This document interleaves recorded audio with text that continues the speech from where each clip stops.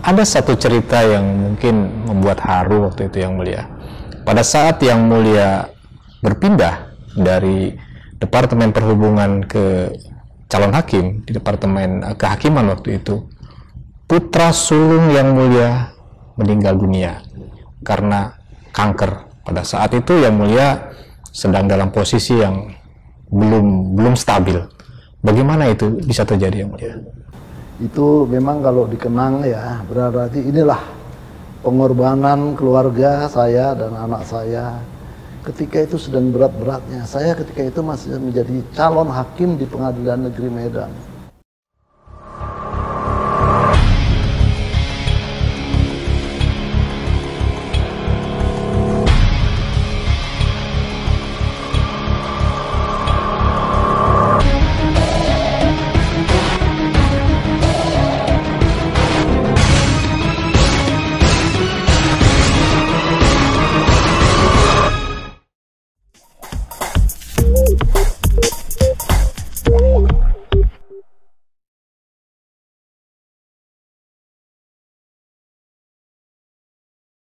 Assalamualaikum warahmatullahi wabarakatuh. Bersama saya Dewi Tanto dalam channel Mari Berbincang. Obrolan seputar hukum dan peradilan yang dikemas secara tajam, rileks, dan edukatif. Pada episode kali ini kita akan berbincang-bincang dengan seorang narasumber yang memiliki perjalanan hidup yang sangat inspiratif. Beliau semasa kecil dikenal sebagai anak kebon karena kesehariannya mencangkul dan mengembala kambing. Namun siapa sangka bahwa anak kebon tersebut saat ini telah menjadi salah seorang pimpinan di Mahkamah Agung. Siapakah beliau? Yang Mulia, Ketua Kamar Tata Usaha Negara Mahkamah Agung Republik Indonesia, Bapak Profesor Dr. Supandi SH MHum.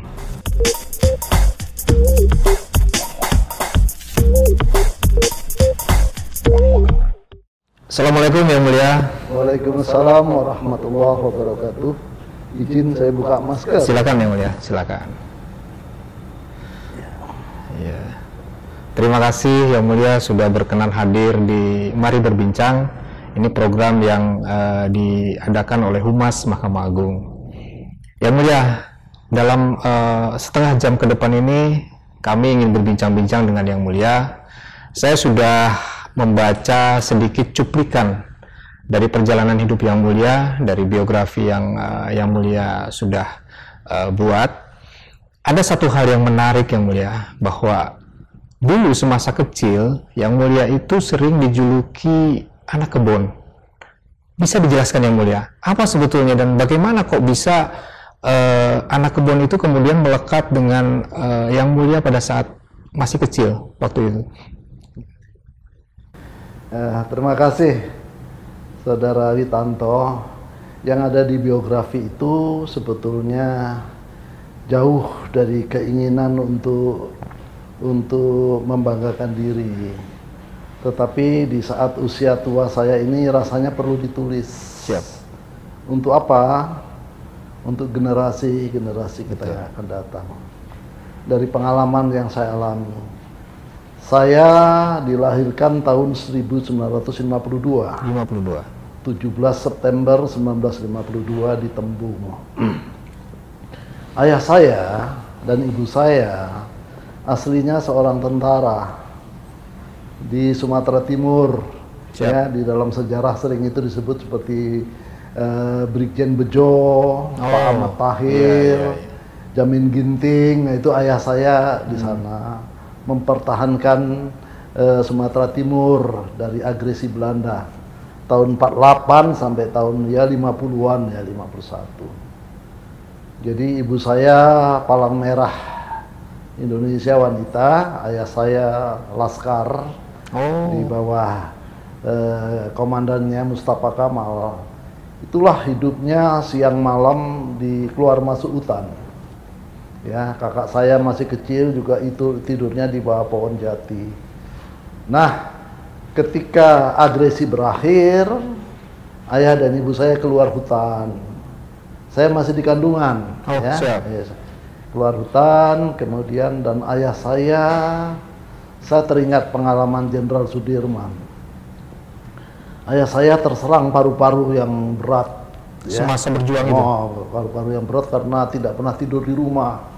Di bawah embun-embun malam lah gitu ya, dan hidup tak menentu. Akhirnya ketika ayah saya sakit dan masuk ke sanatorium.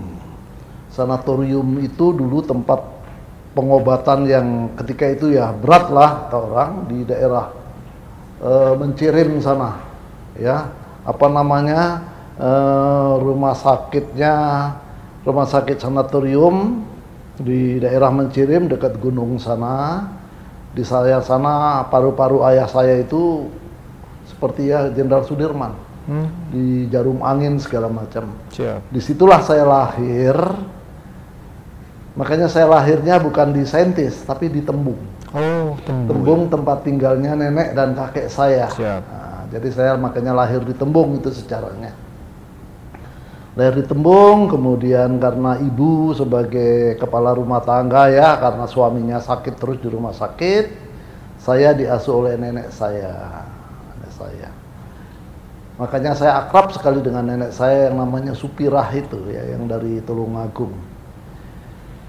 Nah, saya dirawat di sana, kemudian ayah saya keluar dari rumah sakit, nggak bisa jadi tentara lagi. Jadi supaya bisa bekerja, dia tetap bekerja di perkebunan. Ya, di perkebunan, tembakau deli, dan kebun yang menerima dia itu di Saintis. Jarak antara Tembung dan Saintis itu ya kira-kira 20 km. 20 km. Jadi kecil saya diasuh nenek saya, ketika mau masuk sekolah, umur 6 tahun, saya dijemput ayah saya ke Saintis, di perkebunan tembakau itu. PTPN itu ya? Ya, ayah saya jadi karyawan di sana, dan ibu saya sebagai ibu rumah tangga. Ada rumah dari perkebunan, lantainya tanah, atapnya rubia, tapi halamannya luas. Bisa untuk tanam palawija, bisa untuk kandang kambing, kandang sapi. Ya, di sanalah saya dijemput pulang, berpisah dengan kakek dan nenek saya. Kemudian saya masuk sekolah di Saintis itu. Masuk sekolah karena orang tua itu adalah karyawan yang ya gajinya tidak cukup lah untuk hidup layak. Akhirnya ya saya di samping sekolah, saya juga mengembala kambing, mengembala sapi, cari rumput, dan kerja di ladang, tanam padi, tanam sagu. Itu. Usia berapa itu yang mulia? Itu ya umur 6-7 tahun. 6-7 tahun? Ya, SD 6 tahun. Ya, masuk SR dulu, belum ada SD. Masuk SR. Ya, siap. Saya sekolah, ayah saya kerja di perkebunan. Jadi tugas saya sehari-hari ke ladang, piara kambing, piara sapi, ngarit, ya bersama teman-teman saya sepermainan, sama-sama gembala. Disitulah saya dijuluki sebagai bocah kebon. Ya, bocah angon. Ya sekolah rakyat gitu. Kemana-mana jalan kaki, sekolah ketika itu belum pakai sepatu. Pakai telanjang kaki.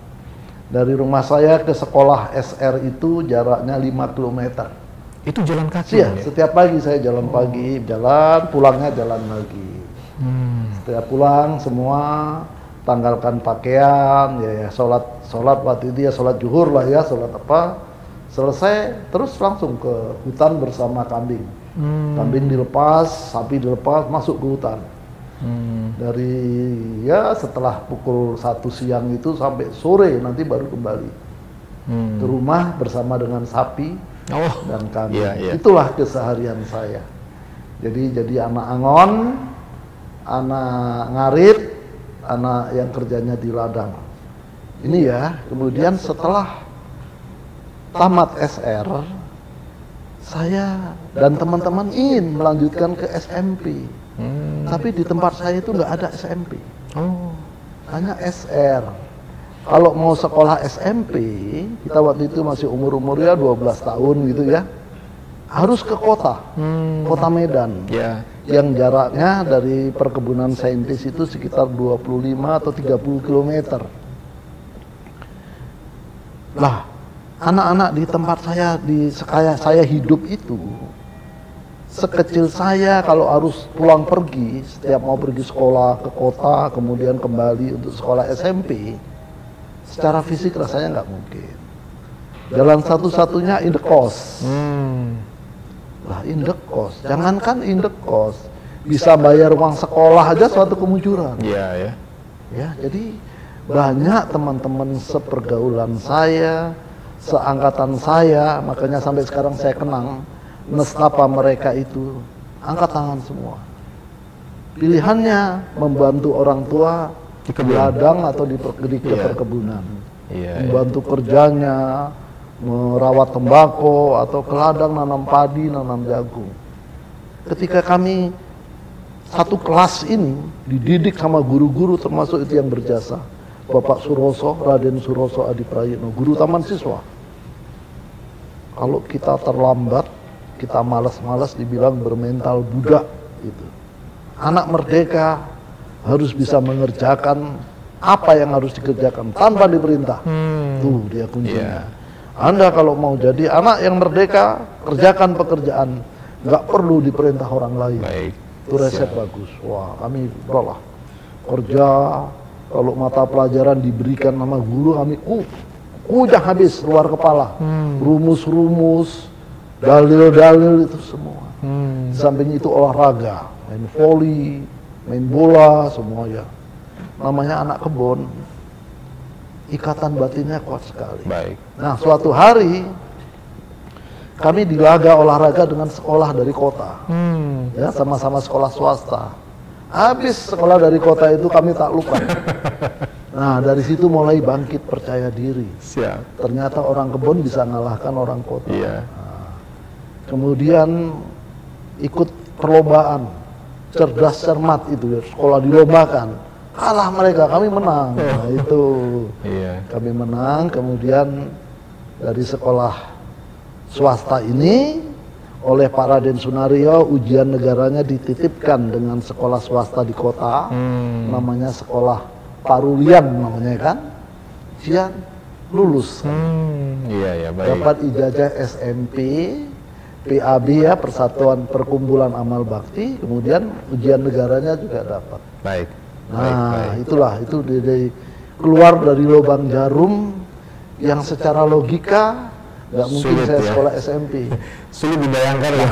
Tapi tangan Tuhan lewat pahlawan-pahlawan mereka mungkin sudah almarhum, tapi kita kenang lah. Mudah-mudahan dimuliakan Allah. Baik. Arwah mereka. Baik Yang Mulia, saya akan lanjutkan ke pertanyaan berikutnya. Iya.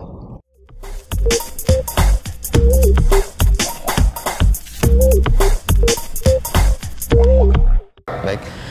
Ada yang menarik juga Yang Mulia yang saya baca itu adalah justru Yang Mulia pernah bersekolah di sekolah penerbangan Yang Mulia waktu itu kalau tidak salah. Kemudian setelah lulus Yang Mulia juga pernah bekerja di Departemen Perhubungan. Apakah betul seperti itu Yang Mulia? Lanjutan dari yang tadi, setelah tamat SMP, saya juga tidak mau berhenti, harus melanjutkan. Sekolah kemana? Saya dari kecil inginnya itu jadi dokter. Oh, Bang cita-citanya dokter Yang Mulia? Rasanya melihat dokter pakai pakaian putih, ada orang sakit bisa diobati, itu rasanya suatu kebahagiaan. Senengan saya, seneng rasanya gitu. Tapi mana mungkin jadi dokter, ya kan? Harus sekolah SMA. Nah, orang tua saya nasihatkan, jangan sekolah SMA lah, nanti tamat payah cari kerja. Akhirnya saya dianjurkan sekolah STM. Tapi saya tamat STM, kemudian terus mau kemana? Mau ke satu-satunya saya bisa sekolah lanjut adalah kalau sekolah itu dibayar negara. Ya, apa misalnya dulu AMN. Masuk saya mau AMN, tes. Ya karena mau dari kecil latihan fisik, hampir saya lulus, tapi di komisi tes saya jatuh. Oh, pantohir istilahnya waktu itu. Ya, akhirnya saya mau kemana? Mau pulang ke rumah, cuman jadi beban orang tua ya. Akhirnya saya membaca pengumuman ada penerimaan akademi penerbangan Curug ya. Saya nggak ngerti itu akademi penerbangan apa, saya masuk aja tes alhamdulillah lulus. Ya, dari Medan itu ada 7 orang. Oh. Ada 7 orang lulus. Dari situlah mulai saya masuk di sekolah penerbangan. Bukan sekolah penerbang ya, sekolah penerbangan. Itu ikatan dinas yang mulia? Ya, itu semua dibiayai negara. Dari sepatu, dari semir, semua dibayar. Wah, itu suatu perubahan luar biasa. Selama ini pakai ya seada-adanya uang yang kita punya, dari jual kayu, jual sayur, macam-macam. Sekarang ini semua dibayar negara.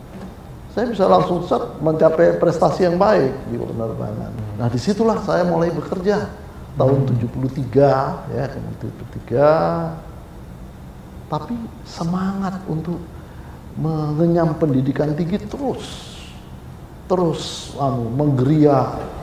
Jadi itulah barangkali energi jiwa saya terus memancar ingin kuliah, ternyata disambut juga oleh Tuhan. Begitu diangkat jadi pegawai, saya lihat golongan 2A. SMA berarti ya? SMA. Sementara anak-anak lokal yang tanpa lolos dari Curug juga golongan 2A. Nah, di situ mulai kekecewaan saya. Kekecewaan saya, ada teman-teman satu angkatan saya yang kecewanya negatif, dia langsung nyebrang ke instansi lain. Ke Pertamina, ke PT Arun, ke perkapalan gitu ya, ke perusahaan penerbangan, perusahaan laut. Ya, saya enggak, saya milih bekerja di tempat ini karena waktunya bisa diatur. Dinas pagi, dinas siang, dinas malam. Nah, jadi saya siasati teman-teman saya yang dinas malamnya saya ambil. Dinas yang saya mereka yang ambil. Akhirnya saya siang bebas, saya bisa menggabung ke USU. Ujian kuliah lagi. Yang dapat yang bisa disambil ya hanya Fakultas Hukum. Saya nggak sengaja bahwa memang hukum itu dunia saya. Inilah disguise, blessing in disguise. Suatu keberuntungan di dalam kebingungan saya. Di Fakultas Hukum kok saya nyaman sekali. Waktu itu diragukan sama dekannya, Bapak Amru Daulay ya. Wah, ini nggak bisa ini dari STM kok sekolah Fakultas Hukum. Nggak bisa diterima. Loh Pak, saya lulus testing. Kan pengumumannya SLA sederajat. STM kan SLA Pak sederajat. Iya, tapi nggak cocok rasanya katanya. Nah ginilah katanya. Kalau satu semester ini Anda banyak tidak lulusnya, Anda langsung DU. Boleh Pak. Ternyata semester pertama saya lulus bersih. Kelanjut itu ceritanya. Nah, ada yang menarik juga yang mulia kalau saya tidak salah baca itu. Pada saat yang mulia kuliah di USU itu, gaji PNS yang mulia itu kan tidak mencukupi katanya. Sehingga yang mulia harus berkebun ya untuk bisa membayar SPP di USU itu. Apa betul seperti itu yang mulia? Saya masih lajang. Dapat rumah dinas karena dianggaplah tenaga skill ya operasional, dapat rumah dinas, ada inventarisnya.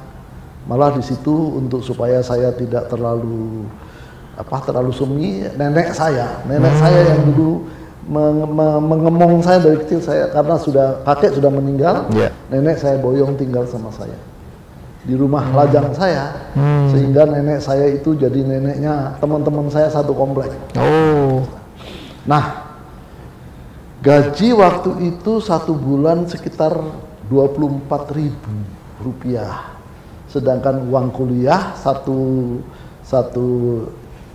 bukan satu semester, pokoknya 1 tahun itu 35.000. Ya, gaji nggak cukup. Nah, kemudian di dekat perumahan saya, di depan stasiun penerima, itu ada halaman sekitar 2 hektar. Alang-alang rumput. Saya pikir kalau ini tak tanamin jagung sama ubi, ini hasilnya banyak. Jiwa anak kebunnya keluar lagi ya. Kalau nyangkol saya biasa. Akhirnya saya permisi sama kepala stasiun, sama kepala teknik, Pak, ini boleh di bawah antena, saya babat, saya tanamin ubi, saya tanamin jagung. Wih, di bawah ada kabel. Di 1 meter dari tanah itu ada kabel. Namanya ground cable. Tapi jagung sama ubi kan nggak sampai 1 meter Pak. Ya boleh, yang penting kabelnya jangan kena cangkol ya kabel. saya babat 2 hektar itu. Sendiri dia? Iya, saya tanamin ubi, saya tanamin jagung. Biasa kalau anak, yang penting parang babat itu tajam. Kalau enggak sakit badan semua. Dia kalau tajam enak kan, cangkul. Tanamin ubi, tanamin jagung. Pas 6 bulan, panenlah ubi saya 4 ton. Jagungnya juga hampir sama. Jagungnya besar-besar karena ini tanah nggak pernah ditanamin. Subur sekali, 4 ton. Panggillah tukang pedagang ubi, bawa truk, dia diangkut pakai truk, dibayar. Uang itu bisa saya untuk beli sepeda. Pertama sepeda ya, sepeda apa itu dulu, sepeda sport model lah, sport model buatan Cina, Jepang atau Cina gitu. Terus uangnya untuk bayar uang kuliah. Jadi kalau saya sarjana itu ya sarjana ubi lah kira-kira. Baik. Itu ceritanya. Baik yang mulia. Nggak ada keluh kesah, nggak pokoknya. Iya betul. Terus. Baik, saya akan lanjutkan ke pertanyaan selanjutnya yang mulia.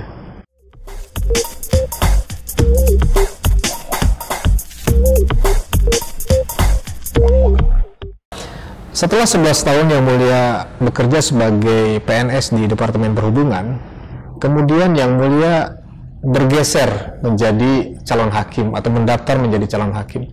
Bagaimana ceritanya itu yang mulia? Kok bisa itu dari Departemen Perhubungan, padahal yang mulia pada saat itu kan sudah PNS ya? Kenapa harus berpindah haluan menjadi calon hakim? Sinilah sebetulnya logika manusia nggak jalan. Ini tangan Tuhan menurut saya. Makanya saya sangat yakin dalam kehidupan ini ada disguise hand. Yang penting kita jalani hidup itu dengan hati yang bersih. Nah, ketika saya di tingkat 3 Fakultas Hukum, ya karena jodoh saya berumah tangga sama istri saya sekarang. Iya. Sama Sofia. Kebetulan dia pandai mengetik. Kemudian saya nyusun skripsi, dia pun yang menjadi yang ketikernya, jadi yang ketik buat skripsi. Iya. Akhirnya saya lulus, sudah punya anak 1, lulus di wisuda. Kemudian saya berpikir, saya harus melanjutkan terus pengabdian saya di perhubungan udara. Karena kerja di perhubungan udara itu sudah mendarah daging. Bunyi radio-radio hubungan dengan pesawat terbang, operasi SAR kalau ada pesawat jatuh, saya selalu diterjunkan ke sana. Itu sudah berakar mendarah daging. Jadi saya harus melanjutkan pengabdian saya di perhubungan udara. Nah, saya setelah mendapat ijazah S1, saya mohon untuk penyesuaian pangkat berdasarkan ijazah. Iya. Tapi ternyata walaupun saya telah lulus ya di Departemen Perhubungan dengan menyusun makalah dan lain sebagainya di tes, tapi sertifikat kelulusan saya nggak diterbitkan oleh Ditjen Perhubungan Udara. Nah, saya telisik cari tahu alasannya, posisi jabatan-jabatan sipil dicadangkan untuk para perwira angkatan udara yang tidak punya job. Jadi yang petugas-petugas sipil termasuk saya sama sahabat saya Manahan MP Sitompul itu yang di MK sekarang. MK. Iya. Sama. Ya. Tidak direspon dengan alasan tidak ada formasi. Jadi kita harus bertahan dengan predikat sarjana hukum, bertahan di golongan 2. Golongan 2 ya. Nah, dalam situasi seperti itu, kebuntuan seperti itu, ada penerimaan calon hakim. Saya ikut tes. Pak Sitompul pun ikut tes. Bersama kebetulan saya lulus, bulan tidak. Selalu begitu, Pak. Dia menyoba berikutnya baru lulus. Saya lulus. Setelah lulus, baru saya ada mendapat surat dari Direktorat Jenderal Tenaga Teknis ya, Tenaga Teknis Peradilan Umum waktu itu, suruh melengkapi persyaratan, termasuk mengundurkan diri dari PNS ya. Saya mengundurkan diri. Harus mengundurkan diri dulu ya? Mengundurkan diri. Kemudian saya diangkat, baru PNS golongan 3 di Departemen Kehakiman dengan status cakim di Pengadilan Negeri Medan. Kemudian 2 tahun saya diangkat jadi hakim di Pengadilan Negeri Sabang. Sabang ya. Menyusul senior saya, Profesor Hatta Ali. Oh, duluan dia ya? Beliau 1 tahun lebih dulu dari iya. saya. Di sanalah kita bertemu dengan beliau. Ada satu cerita yang mungkin membuat haru waktu itu Yang Mulia. Pada saat Yang Mulia berpindah dari Departemen Perhubungan ke calon hakim di Departemen Kehakiman waktu itu, putra sulung Yang Mulia meninggal dunia karena kanker. Pada saat itu Yang Mulia sedang dalam posisi yang belum stabil. Bagaimana itu bisa terjadi Yang Mulia? Itu memang kalau dikenang ya, berarti inilah pengorbanan keluarga saya dan anak saya. Ketika itu sedang berat-beratnya. Saya ketika itu masih menjadi calon hakim di Pengadilan Negeri Medan. Ya, siang malam harus membawa mesin tik kecil itu ya, untuk sebagai panitera pengganti non tunjangan ya, panitera pengganti. Dengan begitu calon hakim dulu kan begitu, jadi panitera pengganti di luar tanggungan negara. Nah, seingat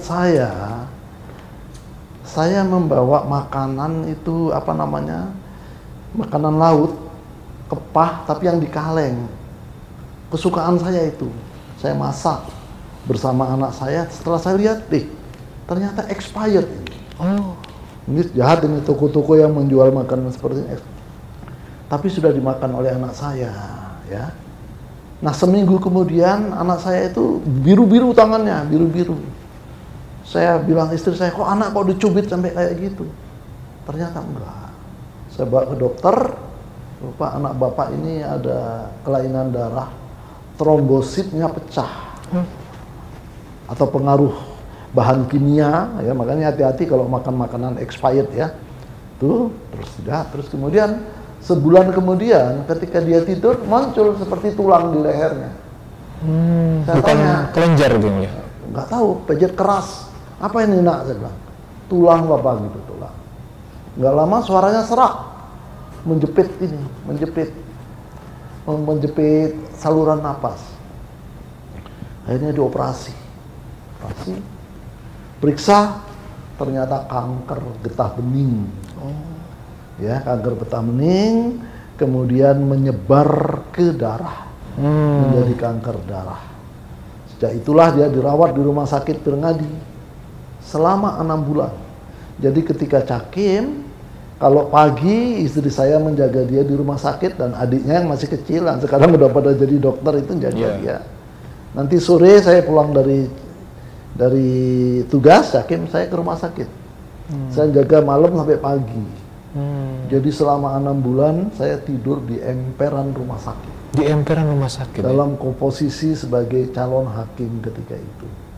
Setelah itu saya dapat panggilan pelatihan ke Senayan. Ya, ketika itu Yang Mulia Pak Sunarto masih calon hakim angkatan Senayan.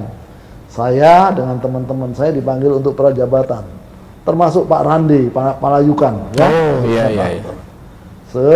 Nah, selesai pelatihan itu, saya dipanggil Pak Dirjen, Anda sudah ditempatkan di Sabang.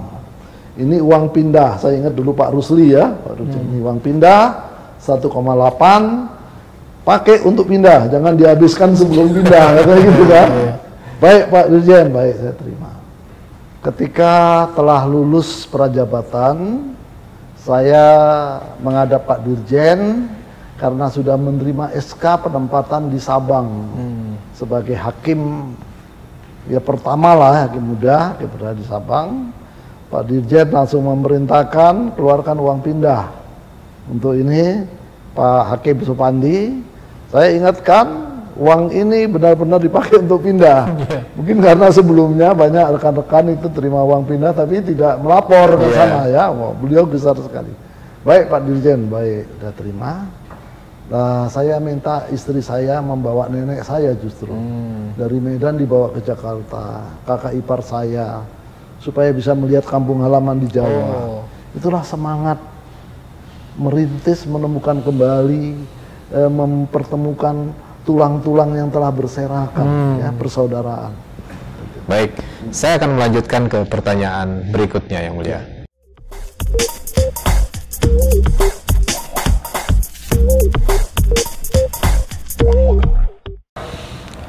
Mulia ditempatkan di Sabang sebagai hakim pertama. Kemudian Yang Mulia kalau tidak salah setelah itu melanjutkan atau ditugaskan kembali di Pengadilan Kuala Simpang, Yang Mulia ya. Nah, pada momentum itu ada satu yang sangat penting mungkin dalam perjalanan hidup Yang Mulia, karena di momentum itulah kemudian Yang Mulia berpindah dari peradilan umum ke peradilan tata usaha negara. Bahkan kalau tidak salah saya membaca, sempat ada satu momen Yang Mulia pernah mau mengundurkan diri menjadi hakim, tetapi kemudian akhirnya berpindah ke Pengadilan Tata Usaha Negara. Bagaimana itu Yang Mulia bisa terjadi seperti itu? Nah, ini Saudara Witanto, ini suatu pengalaman batin yang barangkali bermakna untuk teman-teman hakim, terutama hakim-hakim muda. Selama menjadi hakim di Pengadilan Negeri Sabang 5 tahun, kemudian di Pengadilan Negeri Kuala Simpang 6 tahun. 6 tahun ya. Entah kenapa di Perhubungan Udara 11 tahun, di Pengadilan Negeri juga 11 tahun ini. Oh iya ya, 11 tahun ya. Saya merasakan ada sesuatu yang tidak nyaman dari integrated criminal justice system kita. Saya merasakan ini terutama untuk masukan untuk IKAHI dan teman-teman hakim pejuang kita. Di sana integrated criminal justice system seolah-olah mati suri. Persis yang dikatakan oleh guru besar saya, Profesor Bakhtiar Agus Salim, ketika saya ujian skripsi, bahwa saudaraku katanya, kalau nanti sama-sama panjang umur, kita akan melihat penegakan hukum pidana ini tidak bisa berjalan sempurna. Kenapa? Beliau jawab sendiri. Roh integrated criminal justice system dalam rancangan undang-undang KUHAP kita sudah mati suri. Beliau mengatakan, lihat sistem penegakan hukum pidana terpadu, lihat ruangan sidang itu. Di mana tempat duduknya hakim? Di mana tempat duduknya penuntut umum? Di mana tempat duduknya terdakwa dan penasihat hukumnya? Di mana tempat duduknya polisi? Ya, atau penyidik? Itulah gambaran integrated criminal justice system. Tetapi di rancangan undang-undang ini, hakim, jaksa, polisi, dan pengacara seolah-olah duduk sama rendah, berdiri sama tinggi. Ini akan menimbulkan suatu ketimpangan. Saya waktu itu nggak paham. Tapi setelah 11 tahun menjalani ini, saya rasakan betul. Nah, suatu sistem yang tidak seperti ya filsafatnya, maka akan terjadi suatu pengeroposan terhadap sistem itu. Dan yang paling menderita adalah korps hakim. Korps hakim seolah-olah tempat buangan sampah. Sikit-sikit disebut mafia peradilan, padahal hakim belum tahu apa-apa. Nah, dari Sabang kemudian di Kuala Simpang, titik puncaknya saya menangani kasus ya, supaya ini nggak usah tapi hanya sebagai meyakinkan bahwa ini adalah suatu kebenaran. Dan teman-teman hakim di peradilan umum jangan berputus asa. Lewat IKAHI kita terus berjuang sebagai organisasi perjuangan hakim. Saya nggak sanggup merubah sistem yang begini karena bukan hanya hakim, menyangkut di luar hakim juga. Saya harus hijrah. Saya pakat-pakat dengan istri saya istiharah juga setuju. Udah. Akhirnya saya niat untuk mengundurkan diri. Ternyata atasan saya mengingatkan juga, jadi hakim tuh mau nggak? Ini banyak hakim-hakim, saya waktu itu golongan 3D. Golongan 3D, golongan 4A suruh jadi hakim tuh banyak yang nggak mau. Saya kaget, oh ya juga. Saya mau, saya bilang mau. Langsung dilanjutkan, diteruskan. Kemudian saya itu dipanggil pelatihan. Tahun 96 pelatihan calon hakim di Cinere ya, bersama-sama dengan hakim senior termasuk Ibu Sud Girsang dulu latihan sama saya di sana. Itu generasi keberapa yang mulia? Ya? Hakim-hakim Tun itu waktu itu sudah? Ya sudah ada senior saya. Sudah ada ya? Saya mungkin angkatan ketiga. Oh baik. Yeah. Latih di sana. Sejak itulah kemudian saya jadi hakim Tun tahun 1996 bersama Ibu Luli ya. Sekarang Dirjen. Bapak Bambang Herianto sekarang hakim tinggi di Surabaya ya, Petpeten Surabaya. Itulah pengalaman itu. Dan ketika itu saya dimarahi oleh ketua saya, katanya kamu rugi, kamu bunuh diri. Tapi ternyata setelah saya menjadi Kapusdiklat, ketua saya itu mengatakan kamu yang benar. Nah, di sini ada suatu mosaik, suatu mutiara kehidupan. Yang benar menurut manusia belum tentu benar. Yang baik, yang buruk menurut manusia belum tentu buruk di mata Tuhan. Yang penting jalani hidup itu dengan ikhlas. Kalau niat hijrahlah dengan penuh ikhlas dan ingin mencapai kehidupan yang lebih nyaman dan lebih baik. Bukan untuk cari kaya, bukan. Ternyata di PT UN itu yang kata orang saya sedang bunuh diri, disitulah perubahan-perubahan besar terjadi di hidup saya. Dan itu sudah seperti rumah yang mulia yang sebenarnya sebetulnya ya. Jalan Tuhan. Itulah yang di buku saya, beginilah takdir bekerja di luar logika kita. Hebat Supandi? Enggak ada hebatnya. Hanya Tuhan, doa orang tua, doa nenek, doa sahabat-sahabat, itulah yang penting dalam kehidupan. Itu dia, dan ini yang perlu diyakini oleh teman-teman hakim. Di tempat manapun ditempatkan, jangan berkeluh kesah. Jalani dengan merendahkan diri ke hadapan Allah, insya Allah ada hikmahnya di tempat. Baik. Itu dia. Baik Yang Mulia. Saya akan lanjutkan ke pertanyaan berikutnya.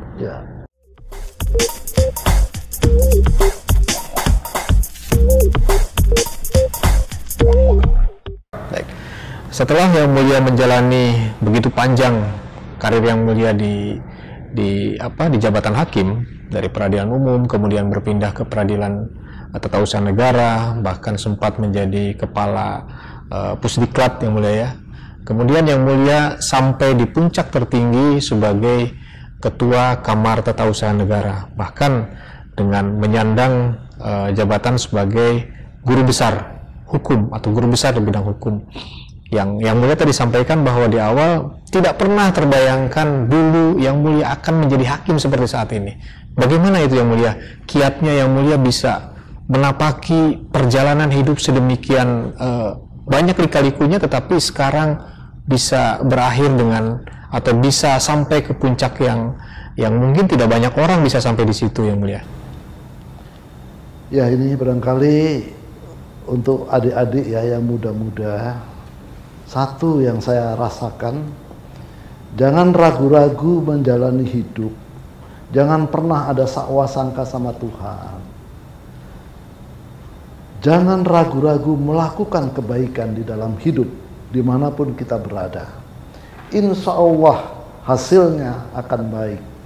Kita lihat Al-Quran ternyata ada rumusnya bahwa kebaikan yang kamu lakukan adalah untuk dirimu. Keburukan yang kamu lakukan juga untuk dirimu. Ya, itu ternyata ada aksiomanya di dalam kitab suci.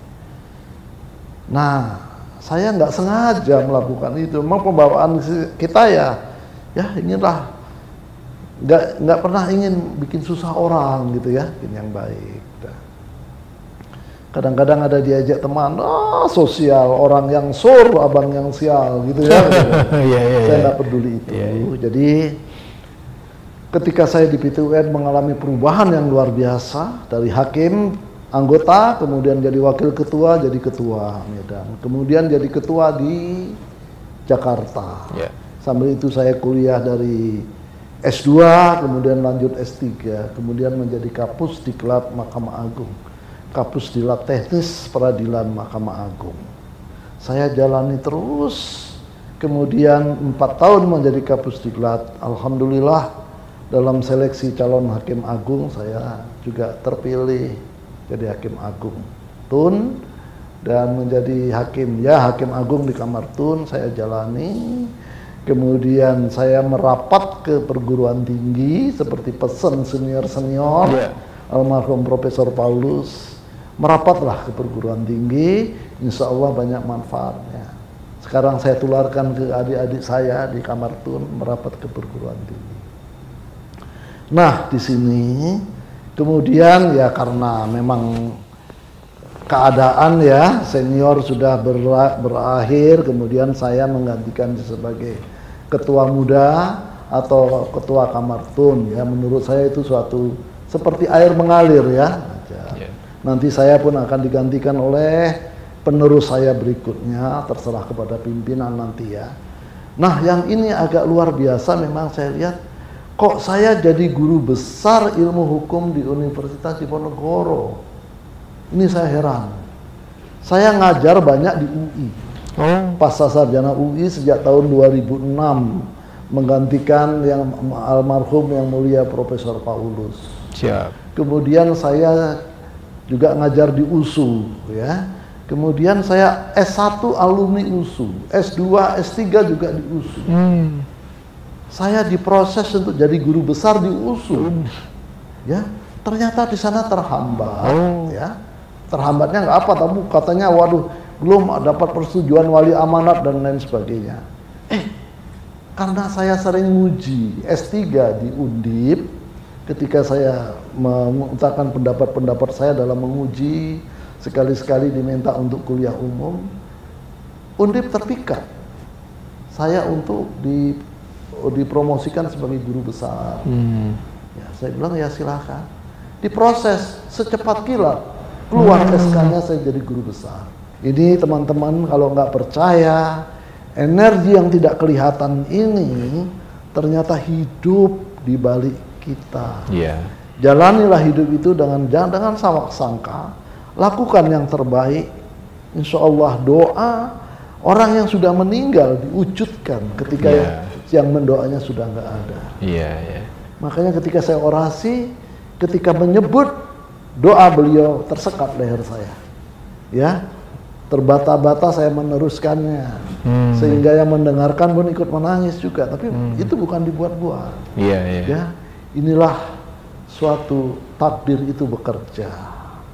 Bukan karena hebatnya saya, bisa puncak di Mahkamah Agung sebagai ketua muda di pendidikan juga. Itu hanya tangan Allah, tangan Tuhan. Kita hanya menjalani. Mudah-mudahan adik-adik di bawah saya, para junior, perhatikan ini. Ini mutiara-mutiara kehidupan yang sangat berharga.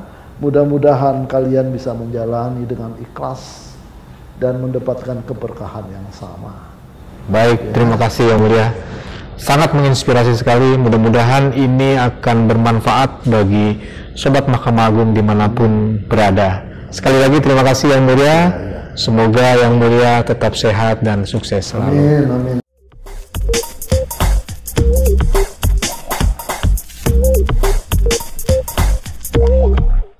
Sebelum mengakhiri episode ini, saya ingin memberikan sebuah pesan bagi Sobat Mahkamah Agung dimanapun Anda berada. Suatu kegagalan yang dirasakan pedih saat ini kadang memberikan hikmah bagi kesuksesan di masa yang akan datang. Karena Tuhan yang berhak untuk menentukan takdir dan manusia yang wajib untuk mengupayakannya. Semoga ini menginspirasi Sobat Mahkamah Agung dimanapun Anda berada. Sampai jumpa di episode berikutnya. Assalamualaikum warahmatullahi wabarakatuh.